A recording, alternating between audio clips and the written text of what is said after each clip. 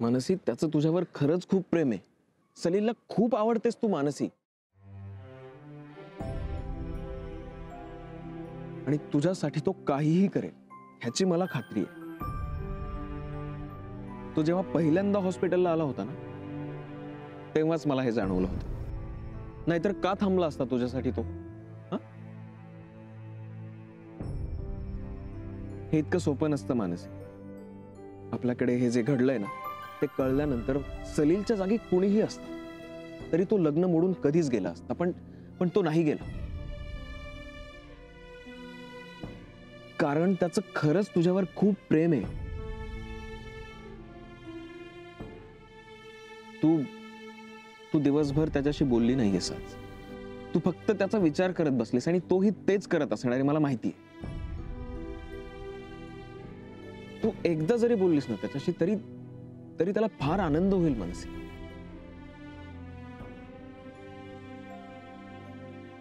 तू स्वतःला खरंच खूप नशीबवान समजलं पाहिजेस,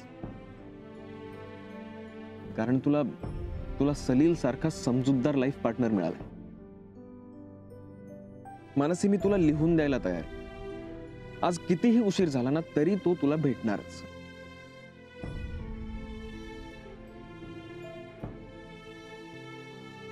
रिलेशनशिप मध्ये भांडण, गैरसमज ह्या गोष्टी होतच असतात आणि त्यात तुम्ही एकमेकांना नव्याने ओळखताय, सो हे होणारच आहे. पण म्हणून असं गप्प बसून विचार करत बसण्यापेक्षा त्याच्याशी बोल आणि सगळे गैरसमज मिटवून टाक. ते करायला हवंयस. सर, आणखी काय आणू? नाही, नको, थँक्यू.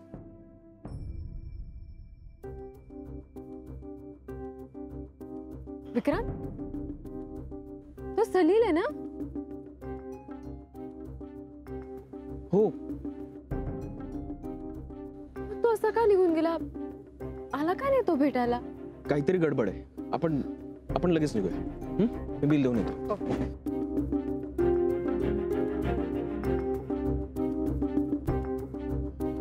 जे काय चाललंय तुझं? सकाळपासून मी तुला समजवायचा प्रयत्न करते. तू का पोलिसांसारखी चौकशी करतेयस? मग तू चोरासारखी वागतेसच कशाला? मी काही केलेलं नाहीये. तुझं बोलणं मी ऐकलंय. कशाला ते सलीलशी काहीतरी बोलायला जातेस? काहीतरी बोलत नव्हते मी. मनूच्या काळजीपोटी बोलत होते. जे काय बोलत होते ते राहू दे तुझी काळजी. मनूच्या काळजीनी बोललीस की मनू बद्दल बोललीस ते मी ऐकलंय. आजी, हे बघ, तू अर्धवट ऐकलं असशील. अजिबात नाही, मी नीट ऐकलंय. एरवी मी ऐकलं नसतं, पण तुझ्या वागण्यानी तू मला तसं करायला भाग पाडलायस. जी, प्लीज प्लीज. मला झोप येते. मी झोपायला चालले. Good night. नाही, झोप तू, पण मी काय सांगते ते नीट ऐक. त्या दोघांच्या मध्ये पडायला जाऊ नकोस. त्याची काही गरज नाहीये.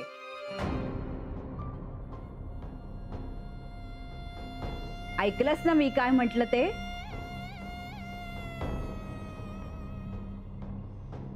त्या दोघांच्या मध्ये पडायचं नाही. मला चालणार नाही.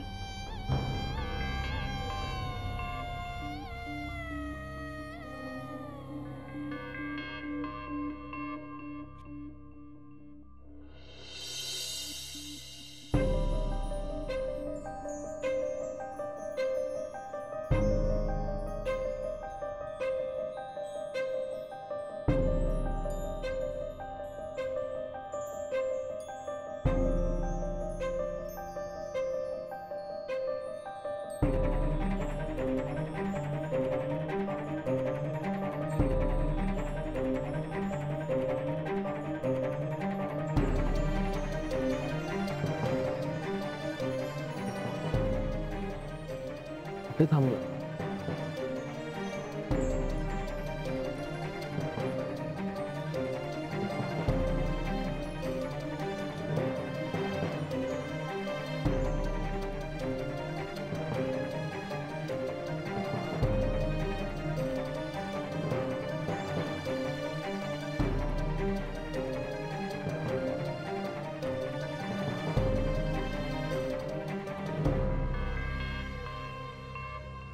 आई प्लीज प्लीज माझं ऐकून घ्या आई, प्लीज मला जरा शांत राहू दे please. I leave me alone please. I am sorry, पण थोड्या वेळा करता प्लीज.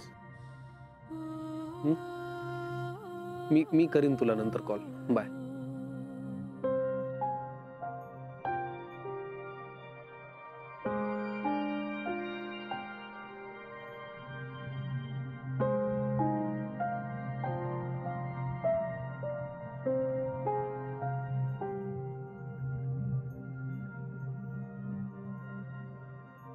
Hello hello Mansi. अगं माझ्या डोक्यात आत्ता काय चाललंय ना मला स्वतःलाच नाही कळत आहे. म्हणजे मी मी मी वेगळाच वागतोय असं मला वाटतंय, पण मला माफ कर. हॅलो मानसी, तू ऐकतेस ना? सलील, तुम्ही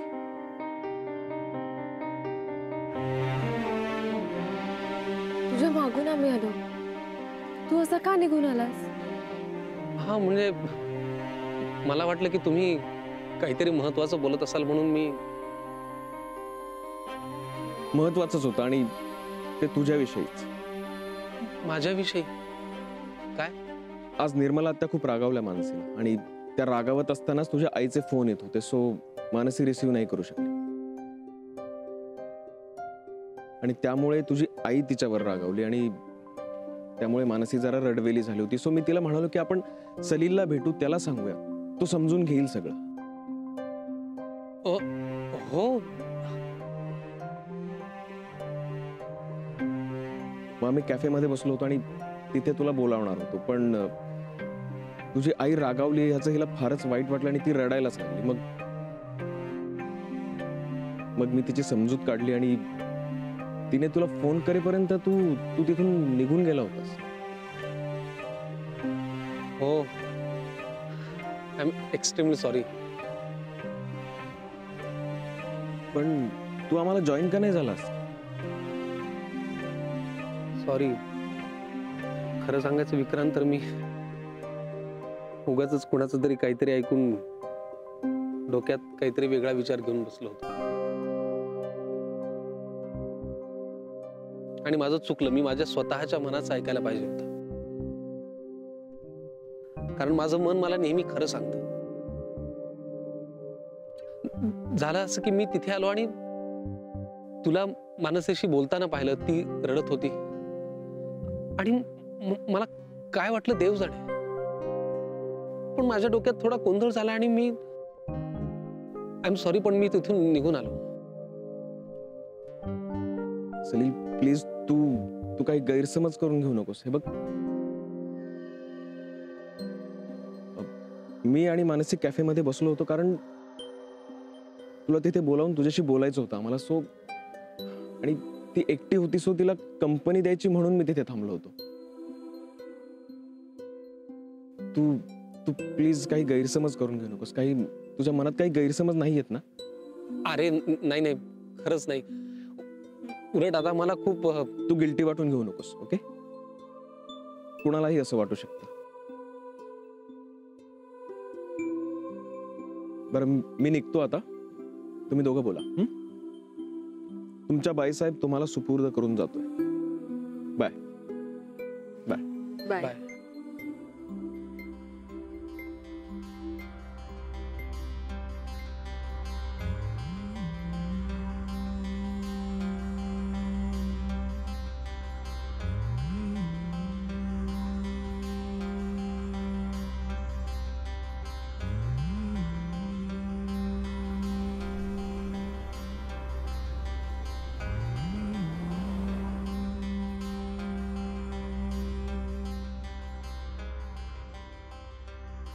आय एम सॉरी मानसी.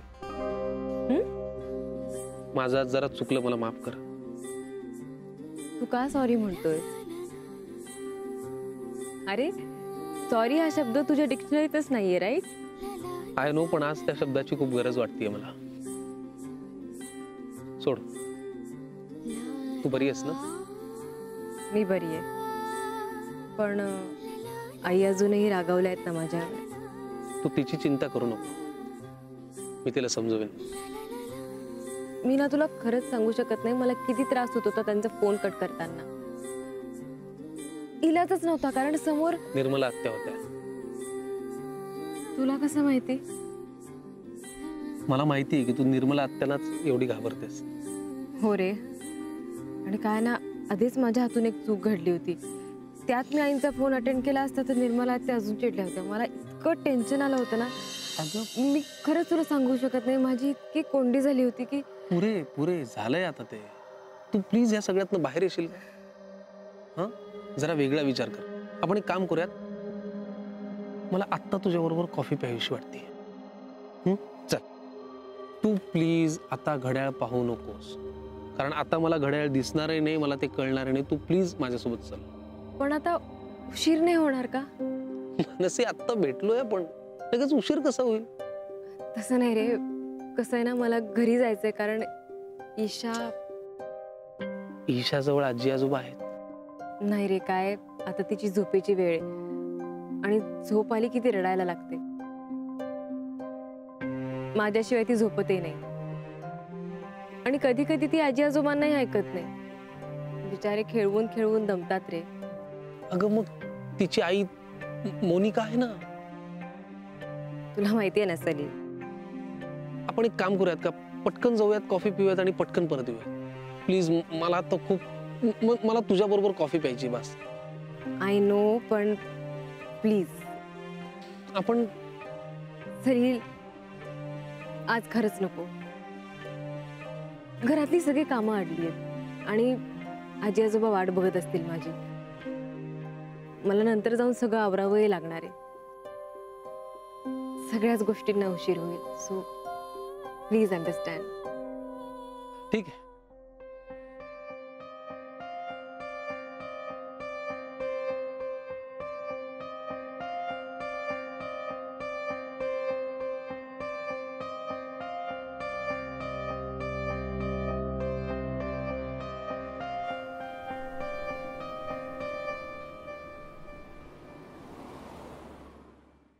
बस बस, मला पटतंय तुझं म्हणणं. आई काय बोलतेस तू? नानू म्हणतो ते सगळं चुकीचं नाही. मानसीच्या बाबतीत थोडा विचार करावा लागेल, आणि तो काय असं चुकीचं बोलत नाहीये, कळलं का? आई असं कसं बोलू शकतेस तू? मोनिका अशी वागली म्हणून मानसी अशी वागेल हा पूर्वग्रह झाला. दोघी वेगळे आहेत, व्यक्ती म्हणून सुद्धा आणि नात्याने सुद्धा. मोनिका विक्रांतची बायको आहे आणि मानसी नुसती मेवणी नाही. इतक्या दिवसात या घरातलीच एक व्यक्ती झाली ना ती. हे तुम्ही मानत असाल, पण मी मानणार नाही. मी तिला या घरातली कधीच मानत नाही. ती फक्त मोनिकाची बहीण आहे, त्याची मेहुणी आहे आणि हॉस्पिटलमध्ये काम करणारी त्याची एक सहकारी आहे, एवढंच मी मानतो. नानू मामा असं कसं म्हणू शकतोस तू? आई ती वेळोवेळी आपल्याशी किती चांगली वागली हे तुमच्या लक्षात कसं येत नाहीये?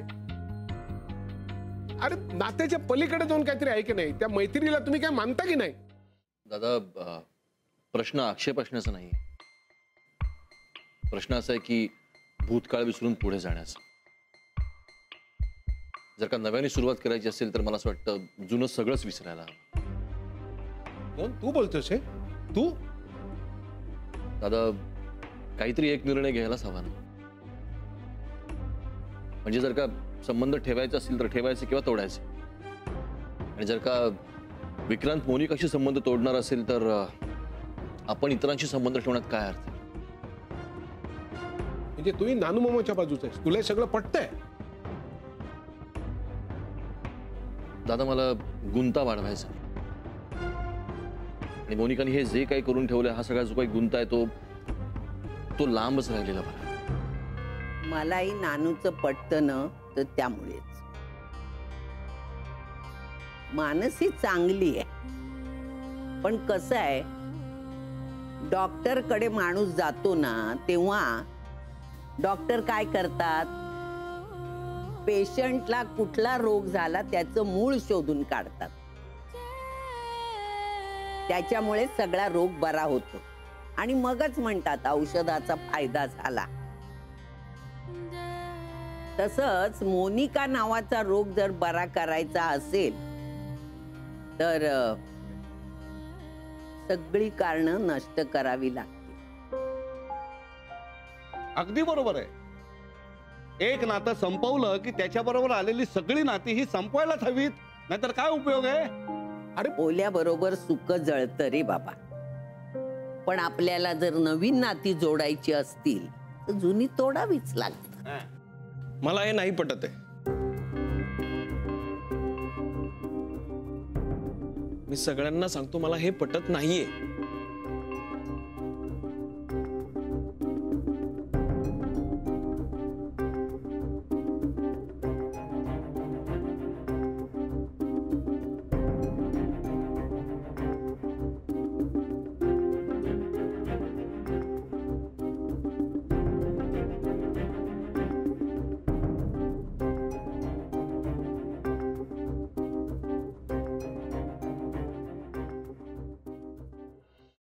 तुला हल्ली आमचं काय पटतं रे? आमचं सगळं चुकीचं आहे ना. हे बघा, मला तसं नाही म्हणायचंय, पण आपण एकाचा राग दुसऱ्यावर काढतो का? ते बरोबर आहे का? गुन्हा कुणीतरी एकाने केलाय, त्याची शिक्षा भलत्याच कुणाला तरी द्यायचं, हे मला पटत नाही. विक्रांत त्यामागचा उद्देश समजून घे. काका मला सांग, आता क्लासमध्ये जर एखाद्या मुलाने कॉपी केली तर त्याच्या शेजारी बसलेल्या मुलानेही कॉपी केली असणार असं समजून तू त्याला शिक्षा करतोस का? एखादा मुलगा कधीच होमवर्क करत नाहीये म्हणून त्याचा सख्खा भाऊही तसाच असणार आहे असं मानतोस का तू? मग मोनिका सारखंच मानसीही वागेल असं समजून तिला का तोडायचं आपण? कारण आता आम्हाला विषयाची परीक्षा घ्यायची नाहीये. विसर त्या दोघी बहिणींना. आज झालं आता. आपला आणि त्यांचा हा इतकाच संबंध असणार होता. झाला, संपवा तो आता. नानू मामा, ते इतकं सोपं नाहीये, निदान माझ्यासाठी तरी. मग घरात येणाऱ्या नव्या मुलीसाठी सगळं हे तू कठीण करून ठेवणार आहेस का? उद्या नवी बायको घरात आल्यानंतर या मानसीबद्दल काय सांगणार आहेस तू? कोण आहे म्हणून? तिनं तुला विचारलं की बहिणीचा घटस्फोट होऊन सुद्धा ती या घरात कशी, तर काय सांगणार आहेस तिला तू? सांग ना. नाही, मी स्पष्टच बोलतोय. नवी बायको? नानू मामा, तुम्हाला कळतंय ना तुम्ही काय बोलताय ते? अरे न कळण्यासारखं मी काही बोललेलोच नाहीये. मग मी सुद्धा सगळ्यांना कळेल असंच बोलतो. दुसरं लग्न करणं वगैरे ह्या सगळ्याच्या खूप पलीकडे गेलोय मी नानू. संसार आणि संगोपन हे जर ऑप्शन्स असतील ना माझ्या पुढे, तर संगोपन हा पर्याय मी कधीच निवडलाय आणि तो लपवला नाहीये तुमच्यापासून. तुम्हाला माहिती आहे सगळ्यांना. मी ईशाला सांभाळणार आहे आणि तो निर्णय मी ऑलरेडी घेतलाय. हे किती वेळा सांगायचंय मी? विक्रांत, तू अजून तेच डोक्यात घेऊन बसलायस. आपण त्याला सांगायचा जो प्रयत्न करतोय ना ते ऐकूनच घेत नाहीये. अडून बसलाय तो. नाही माई, तू काळजी करू नकोस अजिबात. मी बघतो काय करायचं ते. एक मिनिट, तुम्ही असे हमरी तुमरीवर येऊ नका. जरा शांत डोक्याने दमाने धीराने घ्या सगळं, बस एवढंच मला म्हणायचं. नाही, दमानं घ्यायला अजिबात वेळ नाहीये आपल्याकडे. या अशाच गोष्टी थराला जातात आणि मग दम घ्यायला लागतो. मग तुम्हा सगळ्यांना मी परत एकदा सांगतो, मी ईशाला सांभाळायचा आणि तिला मुलगी मानायचा निर्णय घेतलेला आहे.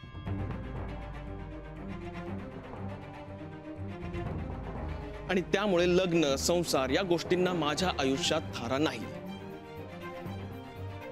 आणि जर लग्न होणारच नसेल तर कुणाला का आणि काय खटके, ह्या प्रश्नाचं उत्तर तुम्ही सगळे शोधा.